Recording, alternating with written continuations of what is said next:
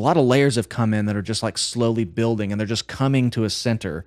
They start on the edge, and it all just kind of pulls in the middle, and it gives their songs this ethereal, really dynamic nature. Again, I can't think of another band in this scene that has the dynamics like TesseracT does. It's just what I've always loved about it.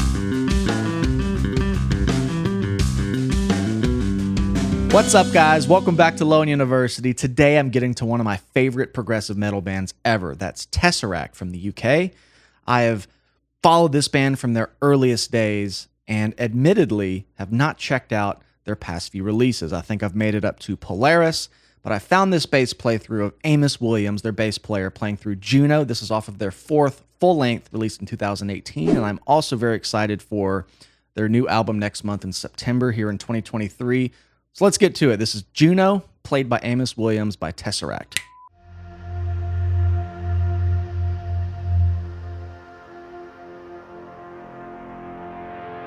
Juno.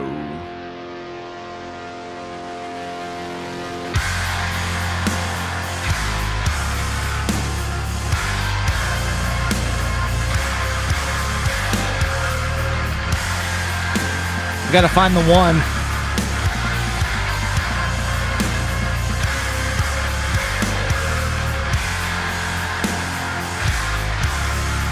Gritty bass tone, cutting. Woo!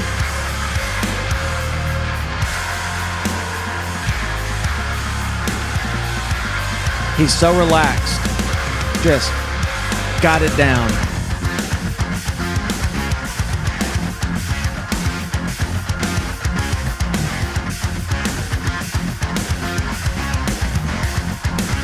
Got the classic TesseracT sound. Definitely now when we start the slapping.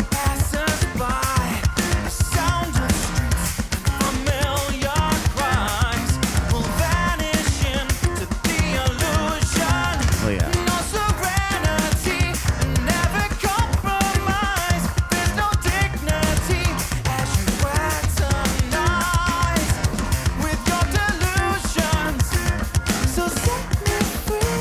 Lots of great stuff going on here. Again, I have a soft spot for this band. I followed them from their earliest days, and years later I did an entire North American Canada tour with this band. I got to really see their inner workings and hear their songs every night, and I have so much respect for everybody in this band. Granted, I was touring when the band was releasing Altered State with Ash O'Hara on vocals, so I've never met Dan, but I got to really watch and absorb Amos from side stage many nights. There is no other guy I can think of that I've seen live or toured with that is like one with the music. You know, Amos just has this entire full body dedication to the bass parts. You know, you just watch him play live. If you've had the chance to see this band, you'll see what I mean. I mean, the guy's playing barefoot. He's just zoned in, eyes closed, and just in the pocket. And he's gluing together all of these really spread out polyrhythms. It took me a minute to find the one on that intro riff. And the signature hallmark of their sound as they go to the verses, and you have this just really pocket groove kind of gluing together the rhythmic vocals TesseracT has always had, and that's fully on display here. The thing I want to point out about his technique, other than him looking so relaxed, like I just said, so I'm going to go back and start this verse part. I want you to watch his index finger. This is fantastic technique. What he's doing is he's making sure every finger, all four on the fretting hand, are readily available for any little shift side to side, and just, you know, giving each finger 25, 25, 25, 25. And it's what contributes to how relaxed he looks and allows for so much efficiency in the nuances of the bass line. But I want you to watch his index finger. He's kind of using that as a, I don't know, just kind of like a home base, and it's not really moving a lot. It's kind of staying in one position while the middle ring and pinky are kind of doing other things. And I don't know, it's just really efficient and pleasant to watch, but something that caught my eye right off the bat here. Just watch the index. It's just very controlled. Very relaxed slapping as well.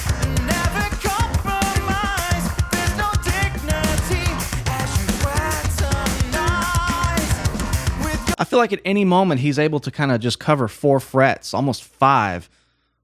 I remember shaking his hand. I think he's got really big hands, at least I remember.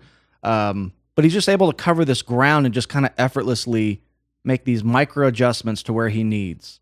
And to play long shows, this stuff is important. When I first started playing shows, 2 or 3 songs, you're just digging in harder because it's live and you get worn out. You got to think about this stuff. If you're performing, every little nuance, your technique matters and contributes to your stamina. And I think his relaxed nature is a huge part of it. I love the drum bass interplay here. Looks like he's doing a mixing of slapping on both bottom strings, kind of popping, very relaxed slap technique, but let's keep it going.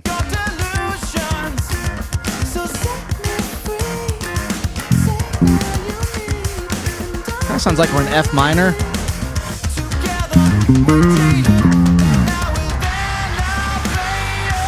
Ooh.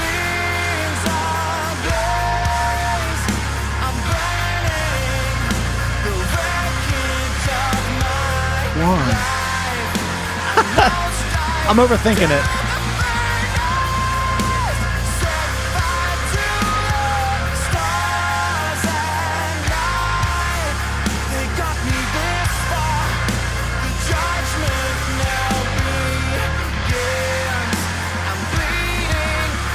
And I love that thing he did there, that really exaggerated slide, very in time and exaggerated. It's not like he kind of played this kind of.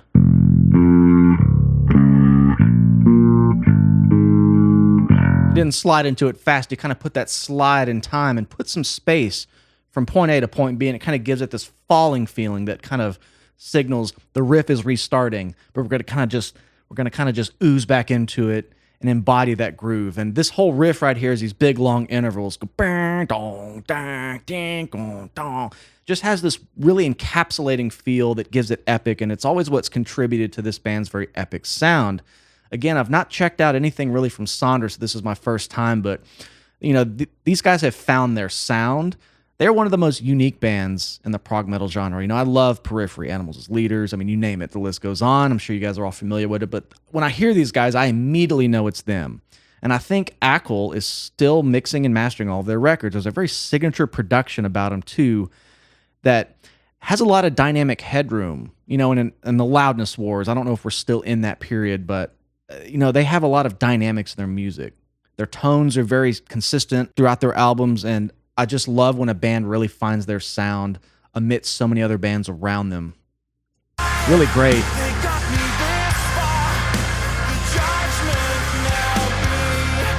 There's that slide.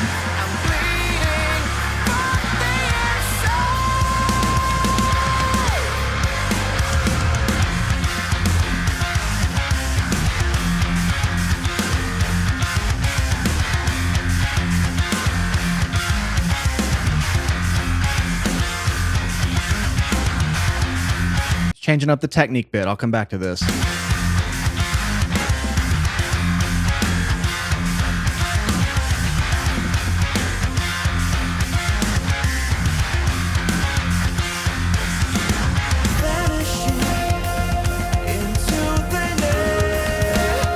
Oh, yeah.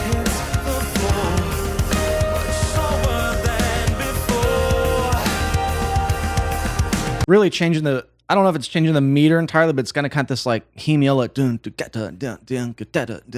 just very smoothly done from that big, weighty, kind of epic groove that's been going on so far. I noticed a technique change right about here. You'll notice his slapping technique has kind of been close-handed, just doing some classic slapping and popping. And then he kind of straightened that thumb out like this. Like his technique made this subtle adjustment from this to like that. He kind of pulled that thumb out, straightened it up. And if I can find the timestamp for you here without taking too long, you'll kind of notice it right here. See that thumb just popped out right there? Watch that again. Very small adjustment, but he is going into more double thump territory now. Striking through the string. So instead of just kind of bouncing the string with a recoil, he's kind of going through and landing on the string below it or the fingerboard here. It has a more intense sound, and again, we're kind of venturing into double thump territory here.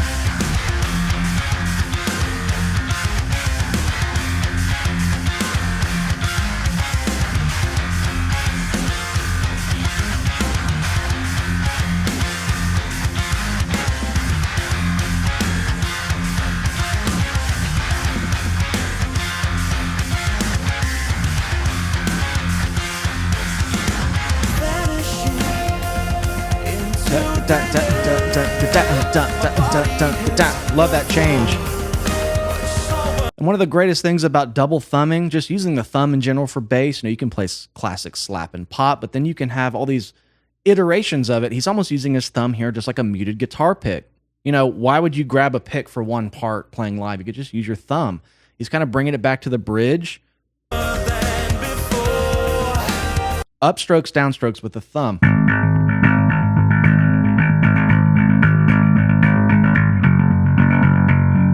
And maybe he might be kind of muting it back there.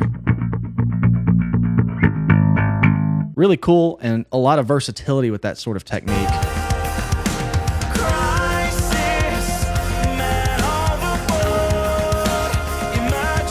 He's also doing it over the pickup. It's really good to have a backboard behind you there.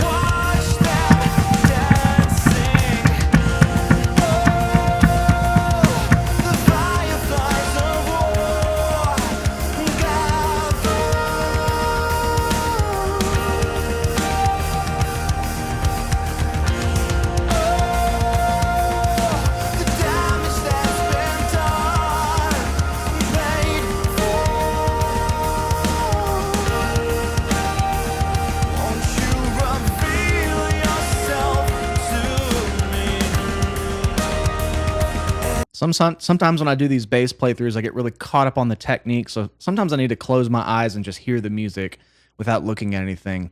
And as soon as I did, I started hearing all the other layers going on, which is, again, a hallmark of TesseracT's music. They're really able to add these little cleans that come in. You don't even notice them. They might even just swell them in over 4 bars. I'm not sure. But all of a sudden you look up and it's like a lot of layers have come in that are just like slowly building, and they're just coming to a center.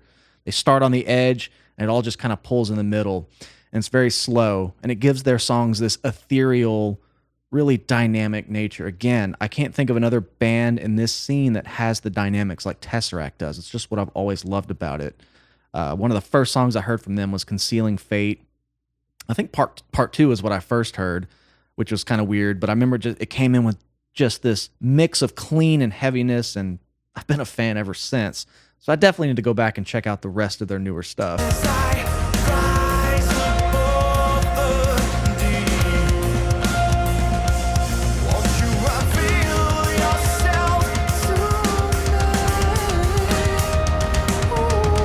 Important there too. Sorry to pause so soon. He might be really using these extra fingers here for muting. You notice he's fretting the note here with the index, and then these other 3 fingers you can kind of open and close to help with additional muting, because down here when you pluck with the thumb like that, it's very easy to have a lot of extraneous noise. You might hit another string, your fingers might brush it. If your technique's good, you won't, but it's always good to have these fingers here and just kind of lay over these unused strings. That way your note's just very singular and you're not getting any ringing out.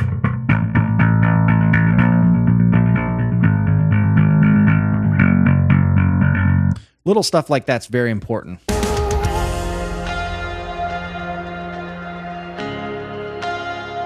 flat, E flat, and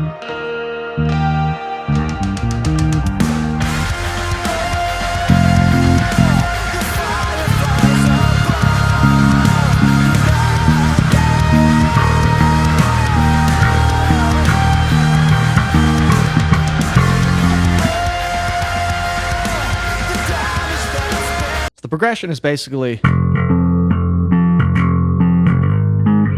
down to D flat,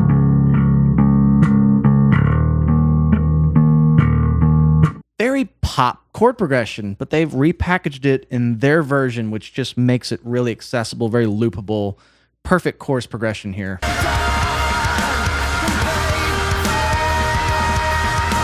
Watch Amos, he's vibing, man. That was cool.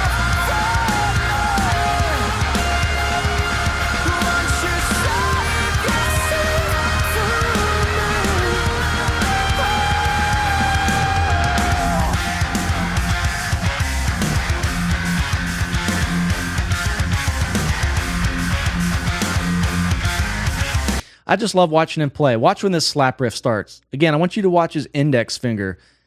He like cues it up. He's got this widening slap riff starting to happen. We're starting to get more rhythmic and percussive. and he's keeping that spread with the fretting hand, and he's got his index finger just like queued up right here, and he just goes boop when it's time to put it down. That's just the epitome of efficiency. I love it. It's very noticeable. Let me see if I can point it out here. Right here, watch his index finger. He kind of holds it up and he just goes boop.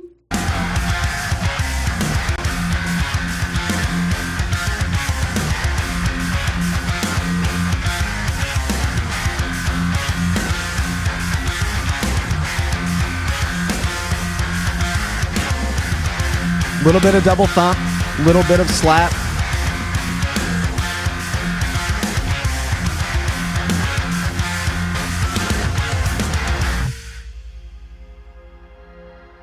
So let me take you back for a minute. In 2010, I was stocking shelves at a department store in college and school. And that's when somebody introduced me to TesseracT for the first time. They said, man, you got to listen to Concealing Fate EP. This was before 1 even came out. And I listened to that EP probably 5 times per shift. My shift was 4 in the morning to 8 a.m. And I wasn't getting any sleep. I was tired. I wasn't really drinking too much coffee yet. So I was just kind of raw dogging the sleep deprivation there. And I would go to work and I would put that album on. It was always one of the first albums I started playing when I got into work at 4 in the morning. Probably went to bed at midnight from studying in school. And Concealing Fate Part 1 and Part 2 never failed to wake me up inside. Wake me up inside. It started my day off great, and I just became infatuated with their sound. It was so unique. It had all the components of prog I like, but it was just really focused in this one style, very signature production, bass tones, guitar tones, the mix of cleans, and the vocals were just angelic. And 3 years later, I was touring with them as direct support with Scale the Summit, and I was happy to just be on tour and playing, but I was really happy to be on tour opening for TesseracT. It was just like, wow, in 3 years, here I am watching a band I love. I just remember watching them the first night side stage and going, this is really surreal. So enough of my story. I just wanted to share my love for this band. They're really something special, and they don't ever put out the same album twice from what I've heard so far, but they still have that common thread sound-wise, what makes them so unique. So Juno was really great. It's one of their more kind of, I'm not going to say formulaic songs, but it's got the verse, the chorus, and it's one of their more popular songs from that record, but I've got to go back and really dive in and get the full thing because it's kind of right in the middle of the album, and knowing these guys, they always have a really wrapped package and a wrapped gift to give you with each album. So I'm excited for War of Being coming out next month. The single was awesome. And yeah, let's just sound off for TesseracT. I just love this group, and thank you guys so much for watching and for requesting this. I appreciate you guys. Please like the video, comment what else you'd like to see, and please always make sure you subscribe. Once again, like 60-70% of my viewers that are watching are not subscribed, so go ahead and click that button for me. And thanks for hanging out with me. Cheers. See you next time.